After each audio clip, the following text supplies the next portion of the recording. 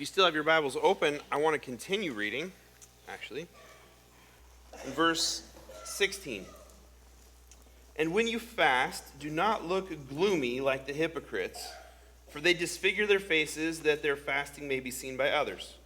Truly I say to you, they have received their reward. But when you fast, anoint your head and wash your face, that your fasting may not be seen by others, but by your Father who is in secret. And your Father who sees in secret will reward you. Do not lay up for yourselves treasures on earth, where moth and rust destroy, and where thieves break in and steal, but lay up for yourselves treasures in heaven, where neither moth nor rust destroys, and where thieves do not break in and steal. For where your treasure is, there your heart will be also. The eye is the lamp of the body, so if your eye is healthy, your whole body will be full of light. But if your eye is bad, your whole body will be full of darkness. If then the light in you is darkness, how great is the darkness? No one can serve two masters, for either he will hate the one and love the other, or he will be devoted to the one and despise the other. You cannot serve God and money. Pray with me.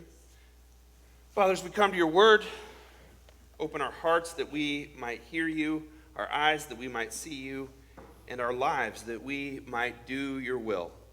In Christ's name, amen. So a little bit earlier, I mentioned some of those benefits that have been shown to, after you put down Facebook or social media for a short period of time. More time in the day, more real interaction with people, greater happiness, and greater ability to deal with your problems, and less arguing about politics. All very positive things. But there is another group of people who could really benefit from deactivating their Facebook accounts. They are criminals. I don't know why, but for some reason, people who commit crimes oftentimes have been very brazen about putting their crimes on Facebook. There's a trend among both small-time crooks and world-spanning criminals to either taunt police on their Facebook pages or post evidence of their crimes on social media. It is crazy to me. There's this category of criminals who tend to taunt the police when they see their own wanted poster on the police Facebook page. There's a woman in Pennsylvania who, when seeing that she was number 2 wanted criminal in her jurisdiction because of failure to appear in court multiple times, replied to the police account on Facebook, "Do you do pickup or delivery?" with 4 crying laughter emojis after it. She was in custody just a few hours after that. Or the man in North Carolina who, seeing his wanted poster on Facebook, he posted a picture of himself on his own Facebook page, linking to the wanted poster on the police page with the comment, "The police are so stupid. They're looking for me and I'm right under their noses." Again, within hours, he was in custody. Then there's the quality of criminal that posts evidence of their crimes on social media. A recent article notes that over and over and over again, drug traffickers, bank robbers, and extortionists somehow cannot resist posting evidence of their crimes for everyone to see. Like the woman who put a video on her Facebook page talking about how she was on her way to extort somebody out of $10 million. There's evidence in your case right there. Or in 2017, Seattle DEA agents, they wrapped up a very large-scale heroin and drug distribution ring. Partly, they relied on evidence from Facebook where these criminals had posted live videos of themselves taunting police and heading off to make drug deals. I don't understand that. There was one woman who broadcast a video of herself or posted selfies of herself, I should say, in the same clothes, wearing the same clothes that she wore when she was robbing a bank.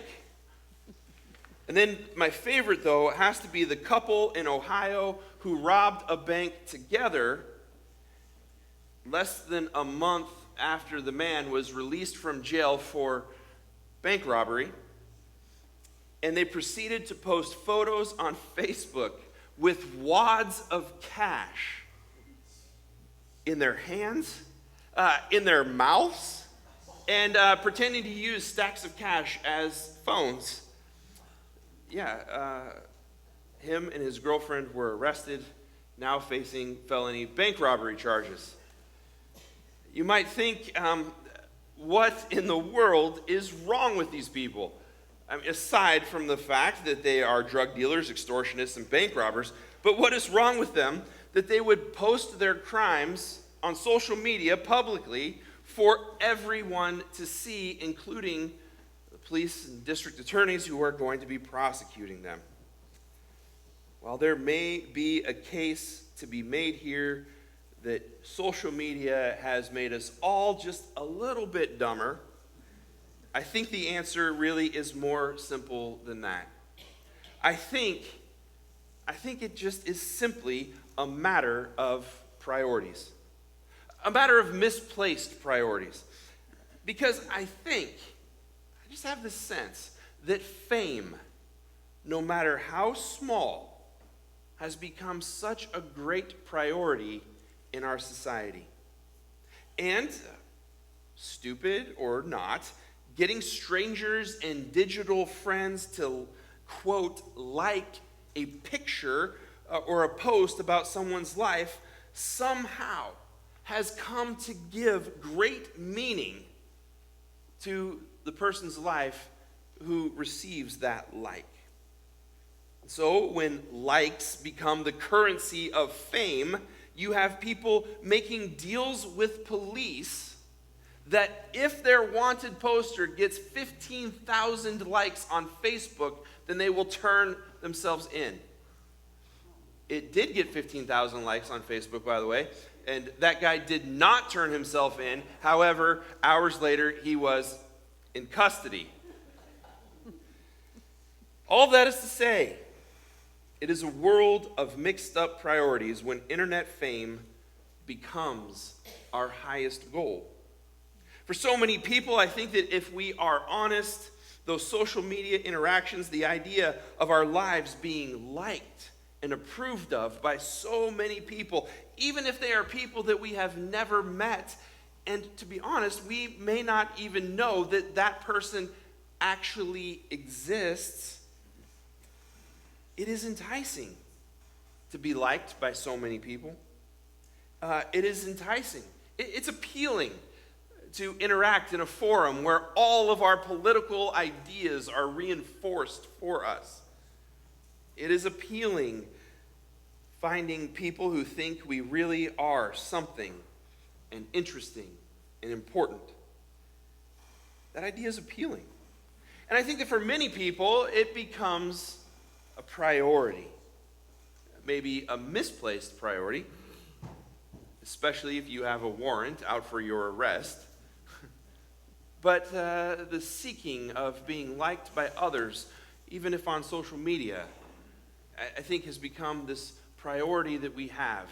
Maybe not all of us, but it's prevalent in our society.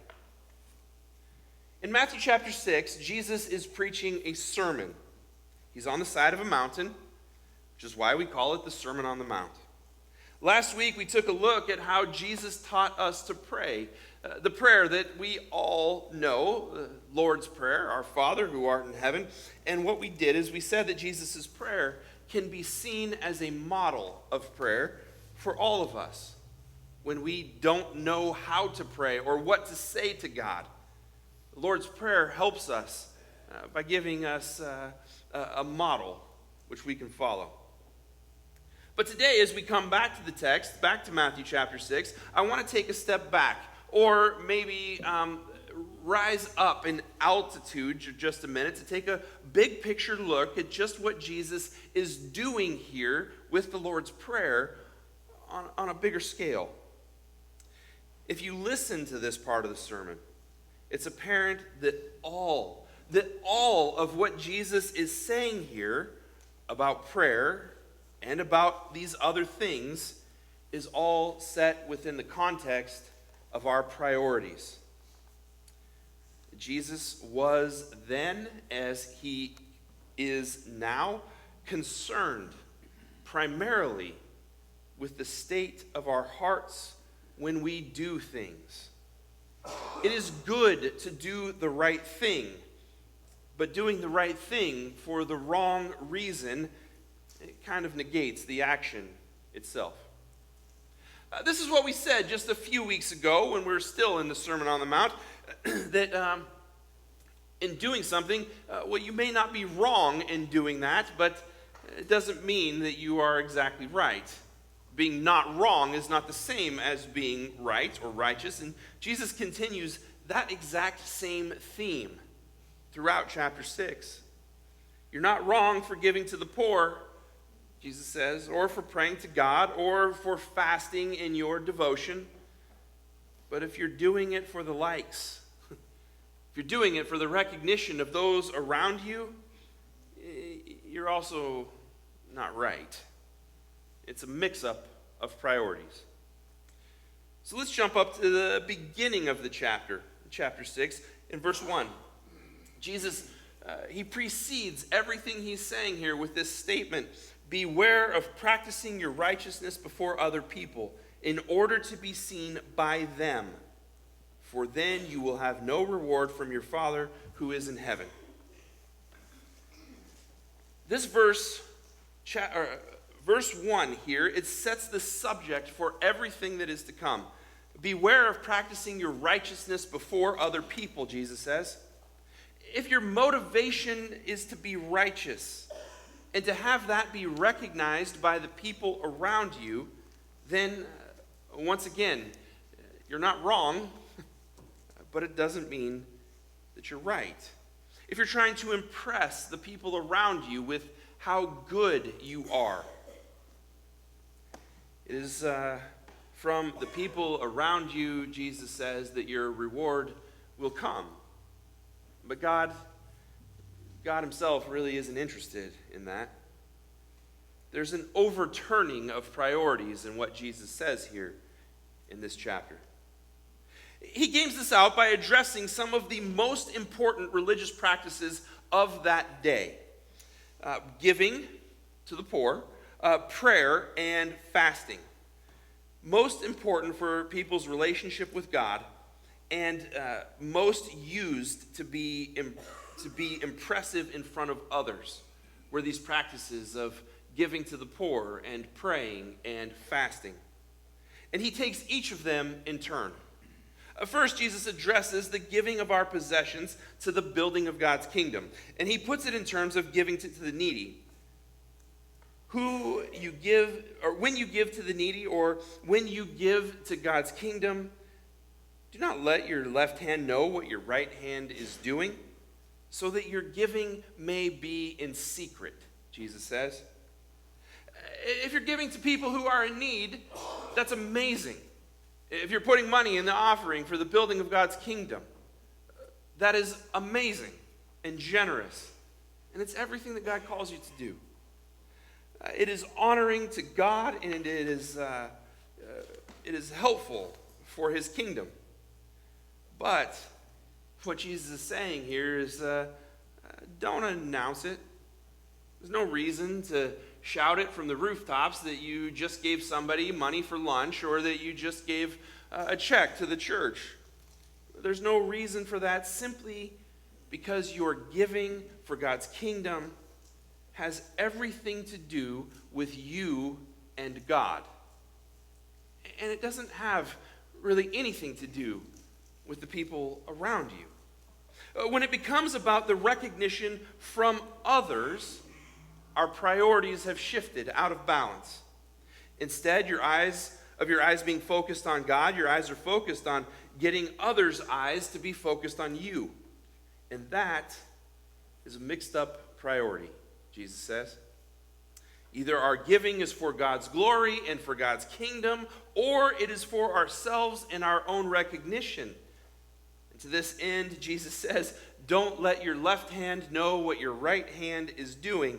And I think that at least in part, what he means here is to give your gift to God and then forget about it.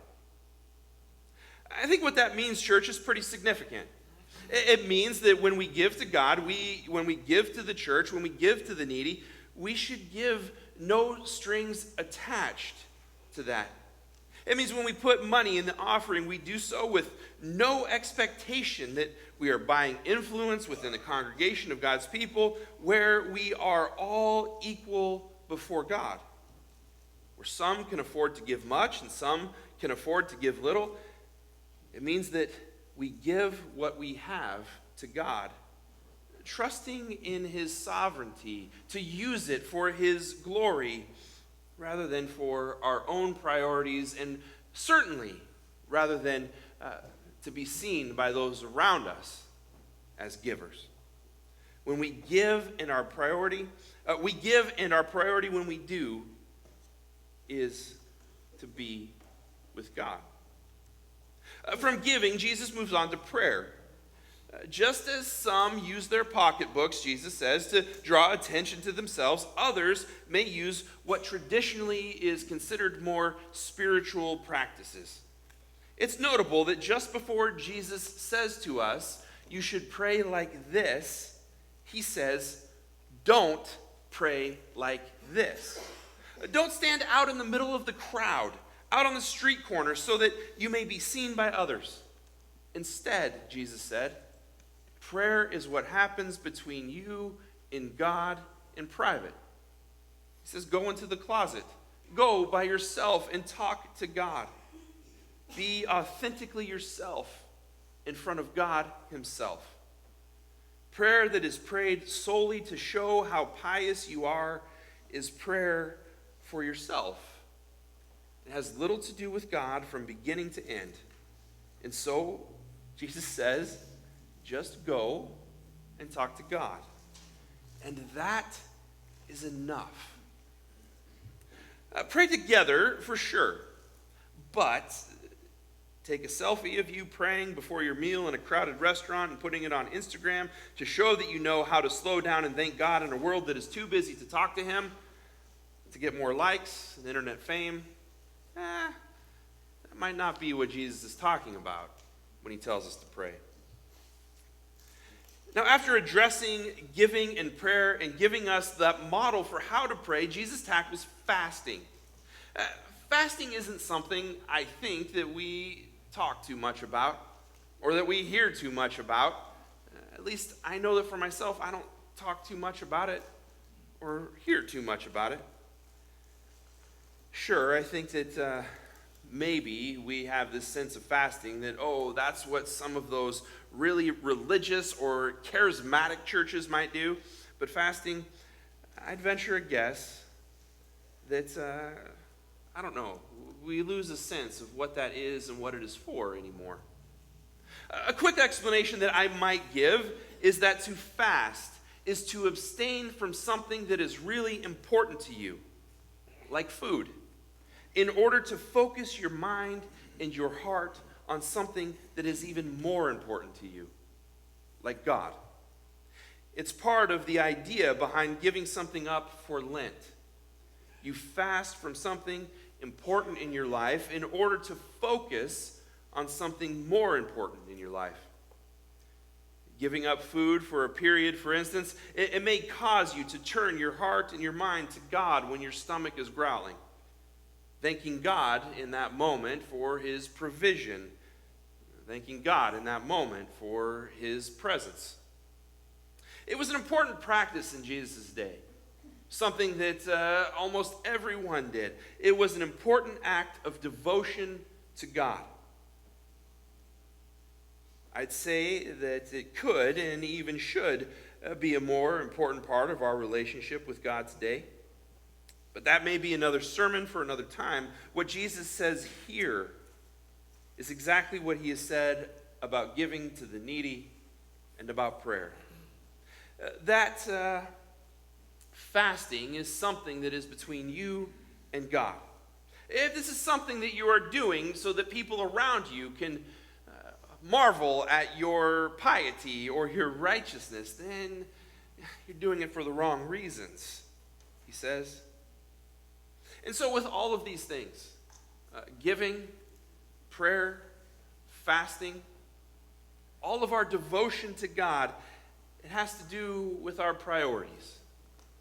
Jesus is saying, priorities in God's kingdom, priorities that are straight, are priorities that put God before myself.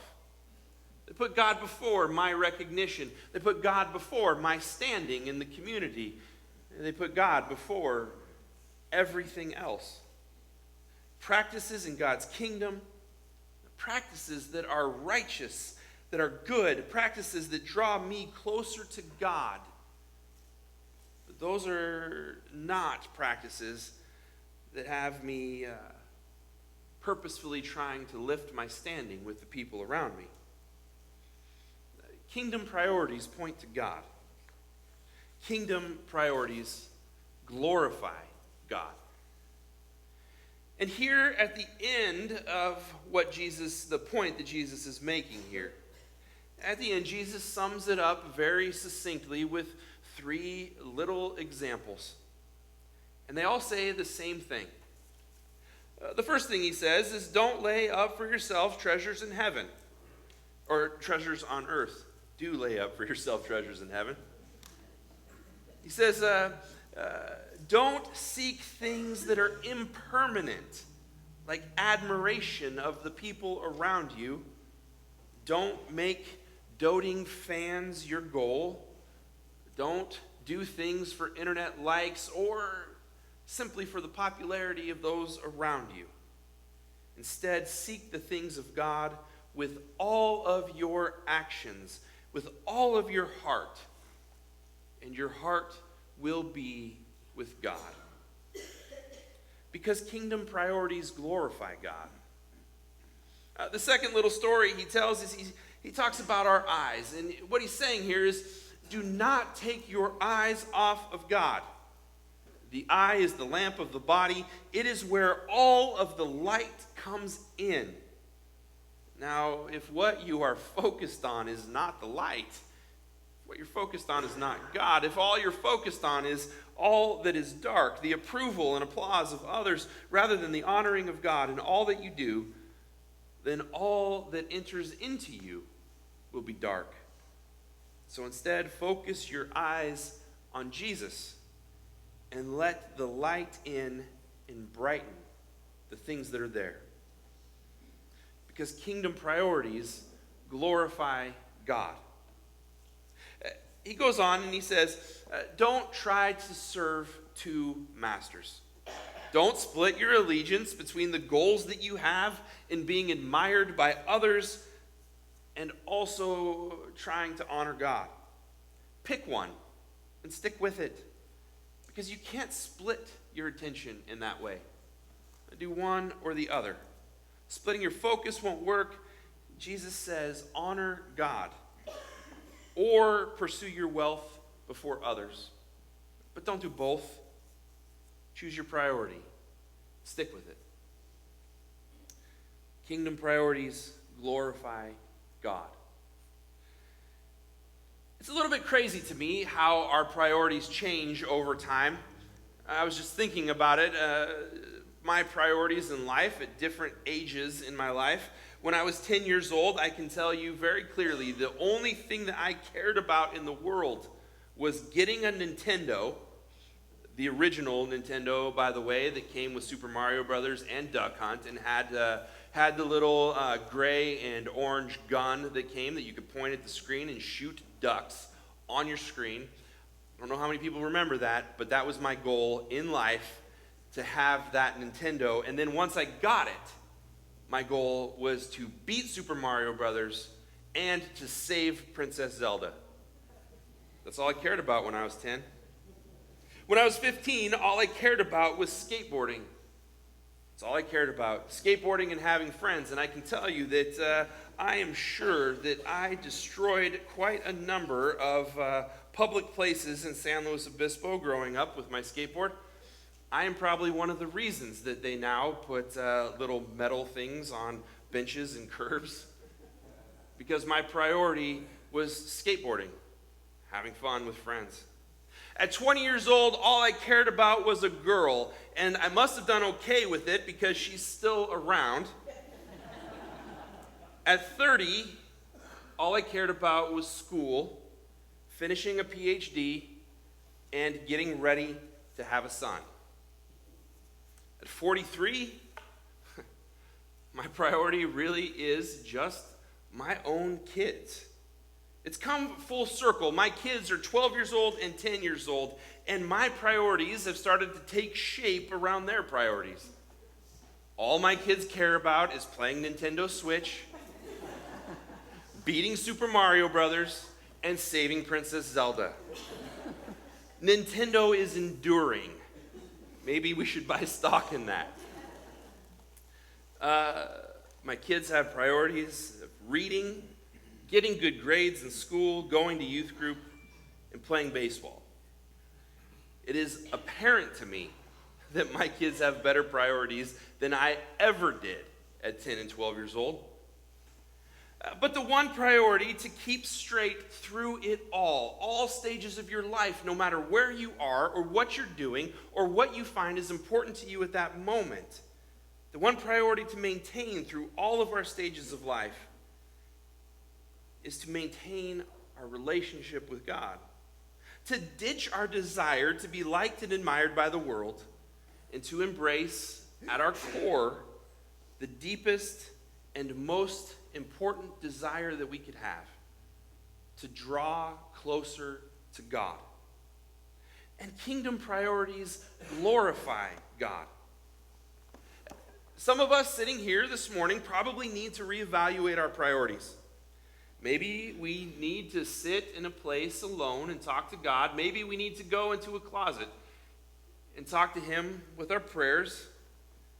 Maybe we need to ask God just where our priorities have gone wonky in life.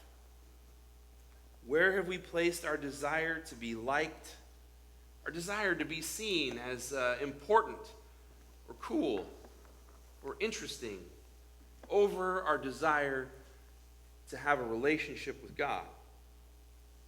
If you're more concerned about impressing your peers with your money or with your spirituality or with your goodness or with whatever it is, if you're more invested in those things than about how close you are to growing with God, it might be time to stop looking for likes, and it might be time to get right with God. Because kingdom priorities glorify God. I think it's good to ask ourselves, do our priorities glorify God? Will you pray with me?